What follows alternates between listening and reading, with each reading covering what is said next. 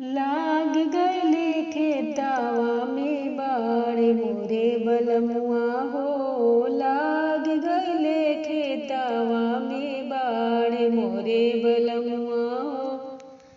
माथे टोकरिया लेके कांदे कुदरिया ओ कांदे कुदरिया मोरे बलमुआ हो।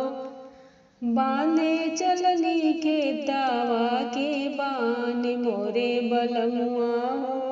बांधे चलनी खेतवा के बान मोरे बलमुआ हो।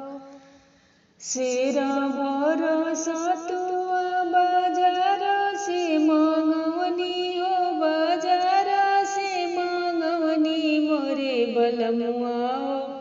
ऊपर से आम के अचार मोरे बलमुआ हो। ऊपर से आम के अचार मोरे बलमुआ हो। लागइले खेतवा में बाड़ मोरे बलमुआ हो। लागइले खेतवा में बाड़ मोरे बलमुआ हो। माथे टोकरिया लेके कांदे कुदरिया ओ कांदे कुदरिया मोरे बलमुआ हो। बांधे चलनी खेतवा के बान मोरे बलमुआ हो।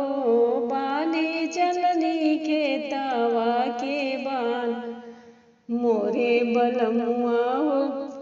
शेरा भरोसा तुआ बाजार से मांगवनी हो। बाजार से मांगवनी मोरे बलमुआ हो।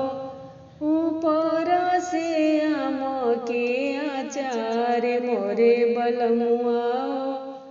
ऊपर से आम के अचार